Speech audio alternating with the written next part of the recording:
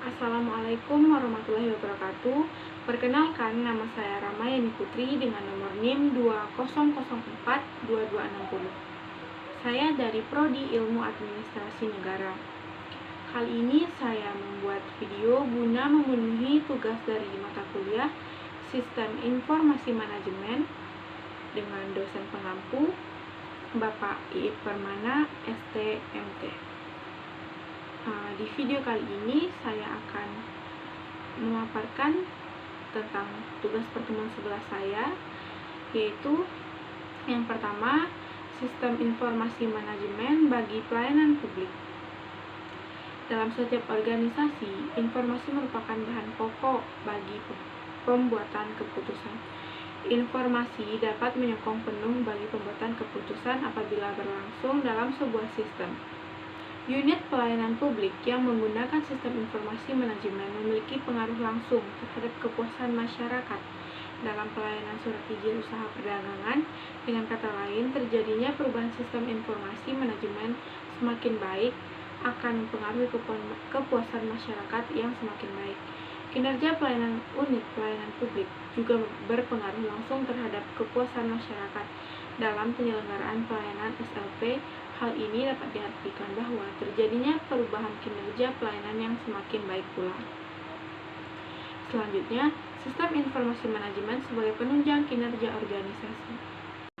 Sistem informasi manajemen merupakan sistem yang mengolah serta mengorganisasikan data dan informasi yang berguna untuk mendukung pelaksanaan tugas dalam suatu organisasi.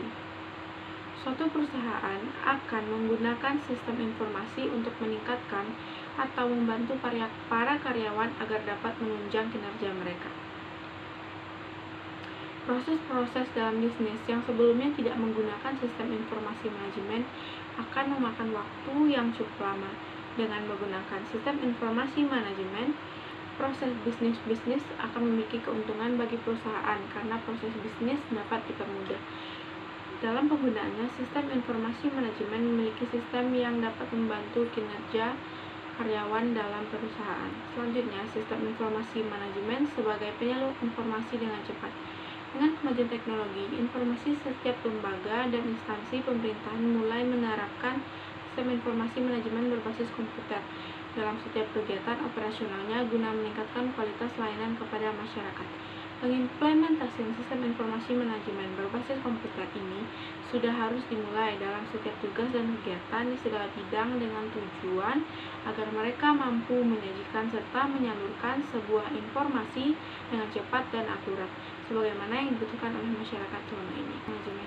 Tantangan dalam implementasi pengembangan sistem informasi manajemen adalah orang-orang yang terlibat dalam pengembangan ini, yaitu Departemen Operasional sebagai end user dan IT sebagai pengembang, tentu saja sebagai support dan manajemen sebagai leader yang membuat goal yang akan dicapai. Jika sistem akan diimplementasikan adalah sistem informasi yang terintegrasi, maka tantangannya akan sangat besar karena akan meliputi keseluruhan organisasi yang bisa saja melibatkan pihak eksternal.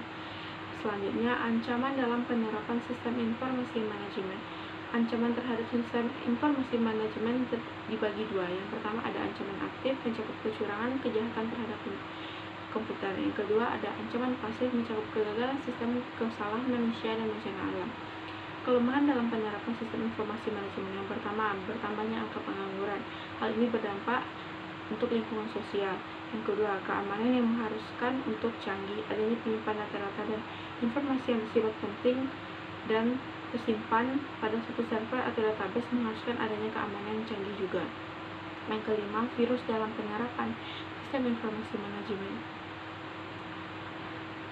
Tanpa disadari, sistem dalam aplikasi pada komputer ini telah rusak. Bahkan, informasi pribadi dapat diketahui atau disalahgunakan oleh orang lain hanya karena aktivitas browsing. Malware merupakan induk dari beberapa program peretas seperti virus komputer, worm, trojan, spyware, dan lainnya. Pada umumnya, serangan ini dapat mengakibatkan kekacauan pada suatu sistem.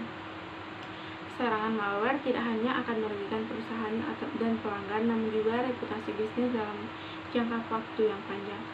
Sekian presentasi saya kali ini. Jika ada kesalahan, saya mohon dimaafkan. Saya akhiri dengan wassalamualaikum warahmatullahi wabarakatuh.